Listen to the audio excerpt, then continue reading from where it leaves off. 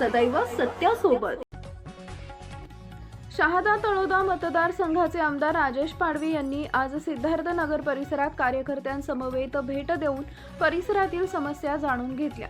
यावेळी आमदारांनी साप्ताहिक धर्मदंडचे प्रतिनिधी देवेंद्र कुवर यांच्याशी परिसरातील समस्यांबद्दल विचारपूस करत लवकरात लवकर या समस्या सोडवण्यासाठी तत्पर असल्याचं आश्वासन दिले। यावेळी शाळा क्रमांक 3च्या इमारतीची झालेली प्रचंड दुरावस्था बघून परिसराचे नगरसेवक मुनेश जगदेव तसेच लाला पाटील यांच्याशी चर्चा करून नगरपालिकेत हा मुद्दा उचलण्यासाठी सांगितले। त्यासोबत समाज मंदिराच्या परिसरही त्यांनी सुशोभित व विकसित करण्याच्या सूचना पदाधिकाऱ्यांना केल्या। यावेळी शहादा नगरपालिकेच्या उपनगराध्यक्ष माधवी पाटील, संतोष वाल्हे, प्रदीप ठाकरे, माजी नगरसेवक दादा जगदेव, सिद्धार्थनगर परिसरातील रहिवासी, आमदारांचे स्वीय सहाय्यक हेमराज पवार इत्यादी उपस्थित होते।